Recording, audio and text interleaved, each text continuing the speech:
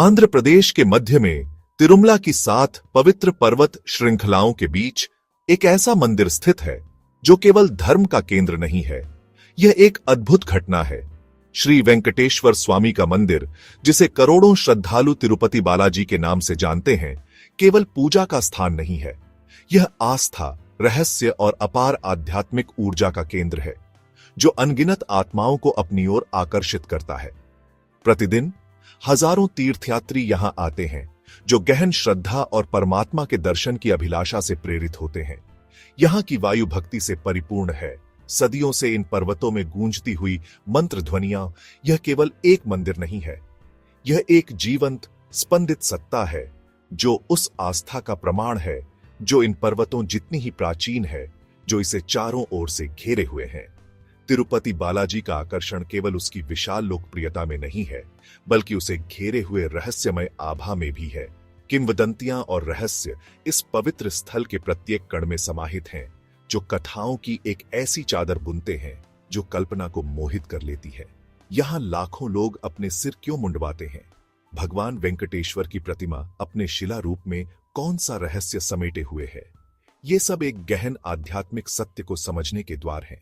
सहजता और गहन रहस्य का यह शक्तिशाली संगम ही तिरुपति को मानवता के लिए एक प्रकाश स्तंभ बनाता है।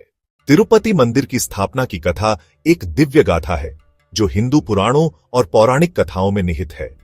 यह कथा एक दिव्य संघर्ष से प्रारंभ होती है। महान ऋषि भृगु ने निर्णय करने की इच्छा की। ब्रह्मा, विष्णु, शिव भृगु ने विष्णु के वक्षस्थल पर पद प्रहार किया, क्योंकि वही वक्षस्थल लक्ष्मी का निवास था। लक्ष्मी अपमानित होकर वैकुंठ छोड़ पृथ्वी पर आ गई। विष्णु उन्हें खोजते हुए पृथ्वी पर भटकते रहे। उनकी यात्रा शेषाचलम पर्वतों तक पहुंची। उन्होंने एक वलय के ढेर में तपस्या की। लोक कथाएं एक चोल राजा और उसकी गौमाता का उल्लेख करती हैं। गौमाता प्रतिदिन उसी वलय के ढेर पर दुग्ध दान करती थी। ग्वाले ने कुल्हाड़ी से वलय के ढेर पर प्रहार किया। वलय के ढेर से रक्त प्रवाहित हुआ। विष्णु प्रकट हुए। घायल किंतु दिव्य रूप में राजा को शापित कर निम्न जन्म दिया गया। भगवान ने वचन दिया कि अगले जन्म में वह आकाश राज होंगे। उनकी पुत्री पद्मावती कमल सरोवर से उत्पन्न राजकुमारी थी। श्रीनिवास ने पद्मावती से प्रेम किया। विवाह हेतु उन्होंने कुबेर से ऋण लिया। वही ऋण आज के अर्पणों का आधार है।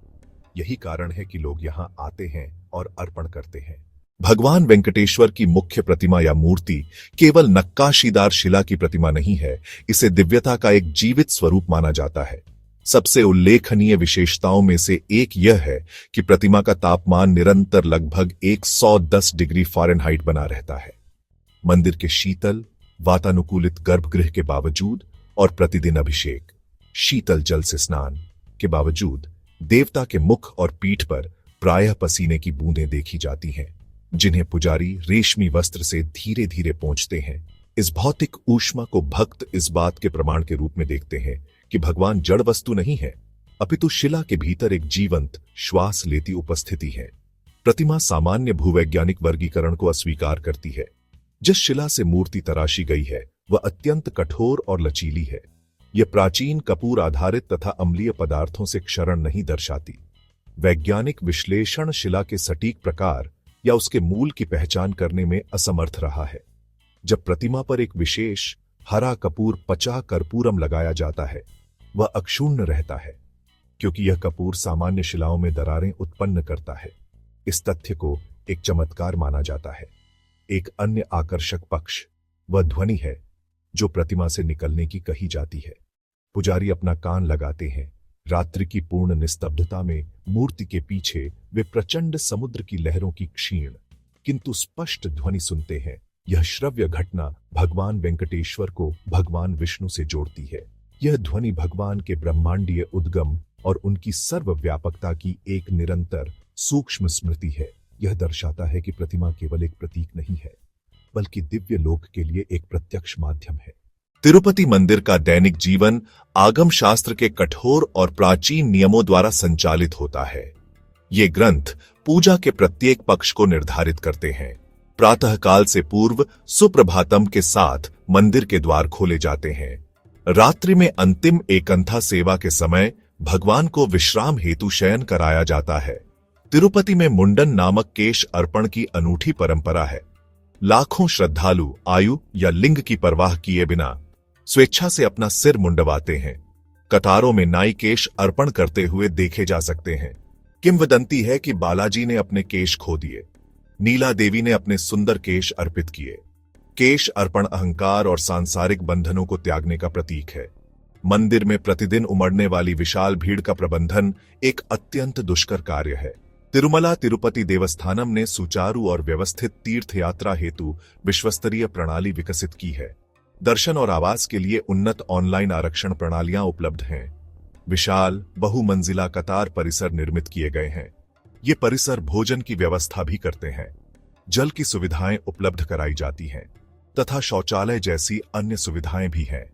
नवीनतम प्रौद्योगिकी का उपयोग किया जाता है। हजारों स्वयंसेवक सेवा में संलग्न रहते हैं। सुरक्षा कर्मी तैनात रहते हैं। आधुनिक प्रबंधन विधियों और पारंपरिक सेवा का अद्वितीय समन्वय यहां देखने को मिलता है। दान प्रणाली, जिसे हुंडी कहा जाता है, मंदिर के संचालन की आधारशिला है। विशाल हुंडी में श्रद्धालु धनराशि अर्पित करते हैं। श्रद्धालु स्वर्ण भी अर्पित करते हैं। श्रद्धालुओं का विश्वास है कि वे भगवान वेंकटेश्वर को कुबेर का ऋण चुकाने में सहायता कर रहे हैं। निधियों का प्रबंधन पारदर्शिता और दक्षता के साथ किया जाता है। ये निधियां निःशुल्क भोजन हेतु प्रयुक्त होती हैं। चढ़ावे की यह धारा मंदिर के विशाल आध्यात्मिक और सामाजिक तंत्र को बनाए रखती है। तिरुमला की आध्यात्मिक यात्रा देवी पद्मावती भगवान वेंकटेश्वर की दिव्य पत्नी को श्रद्धांजलि अर्पित किए बिना पूर्ण नहीं मानी जाती। उनका मंदिर तिरुचानूर में स्थित है, जो तिरुमला की तलहटी में एक नगर है। परंपरा के अनुसार भक्तों को भगवान बालाजी का आशीर्वाद प्राप्त करने के लिए पर्वतों पर चढ़ने से पूर्व पद्मावती अम्मावारी मंदिर जाना अनिवार्य है। श्रीनिवास और पद्मावती की प्रेम कथा तिरुपति की परंपराओं का मूल आधार है। वेंकटेश्वर और पद्मावती के मुख्य मंदिरों के अतिरिक्त तिरुमला की सातों पर्वतों पर अनेक अन्य पवित्र स्थल और तीर्थ विद्यमान हैं।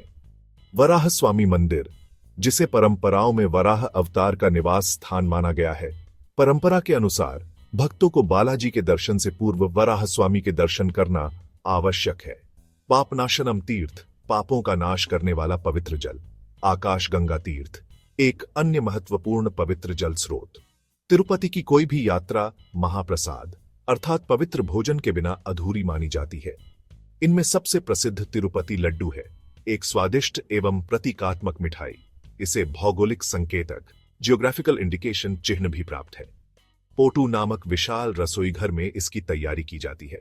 विशेष रूप से प्रशिक्षित रसोइयों द्वारा लड्डू बनाए जाते हैं। गेहूं का आटा, शक्कर, घृत, इलायची, काजू, यह विधि पीढ़ियों से चली आ रही है और प्रत्येक चरण में पवित्रता का विशेष ध्यान रखा जाता है। इस प्रसाद को प्राप्त करना एक महान आशीर्वाद माना जाता है, दिव्य कृपा का मूर्त रूप। निर्माण का स्तर अत्यंत विशाल है। प्रतिदिन लाखों लड्डू तैयार किए जाते हैं, फिर भी गुणवत्ता और पवित्रता से कभी समझौता नहीं किया जाता। मंदिर नित्य अन्नदानम संचालित करता है, जो विश्व के सबसे बड़े निःशुल्क भोजन वितरण कार्यक्रमों में से एक है। प्रतिदिन हजारों तीर्थयात्रियों को संपूर्ण पौष्टिक भोजन परोसा जाता है। जाति, पंथ या धर्म की कोई भिन्नता नहीं की जाती। तिरुपति की प्रतिमा के सबसे स्थायी रहस्यों में से एक उसके केशों से संबंधित है। भगवान बालाजी की मूर्ति को वास्तविक मानव केशों से अलंकृत किया गया है, जो रेशमी, चिकने और बिना उलझे हुए माने जाते हैं। एक आकर्षक और कम झांत तथ्य यह है, एक गुप्त अगम्य ग्राम का अस्तित्व है। यह ग्राम शेषाचलम पर्वतों में मंदिर से लगभग 22 किलोमीटर दूर स्थित है। इसका स्रोत है पुष्प दुग्ध माखन। ग्रामवासी वेंकटेश्वर के युग के प्रत्यक्ष वंशज माने जाते हैं। वे अत्यंत पारंपरिक जीवन जीते हैं। बाहरी संसार से पूर्णतः पृथक, किसी को प्रवेश की अनुमति नहीं। स्थान अत्यंत गोपनीय रूप से संरक्षित है। गर्भगृह के अनुष्ठान भी रहस्य से परिपूर्ण है। प्रत्येक गुरुवार पूलांगी सेवा में मूर्ति को धोती श्वेत वस्त्र से सजाया जाता है। अनुष्ठान के उपरांत यह वस्त्र हटा दिया जाता है। श्रद्धालु इसे सजीव भगवान के पसीने के रूप में मानते हैं। जो मूर्ति केंद्र में प्रतीत होती है, वह वास्तव में दाहिने कोने में स्थित है। यह दृष्टि भ्रम बाहर से देखने पर स्पष्ट होता है। साथ ही वे शाश्वत दीपक जो युगों से प्रज्वलित हैं। यह वातावरण निर्मित होता है जहां श्रद्धा तर्क से परे है और भक्तगण रहस्य को अपनाते हैं उसे प्रश्न करने के स्थान पर। अगर आपको यह वीडियो पसंद आया हो तो कृपया सब्सक्राइब करें और बेल आइकन दबाएं ताकि आप हमारे नए वीडियो मिस न करें। धन्यवाद।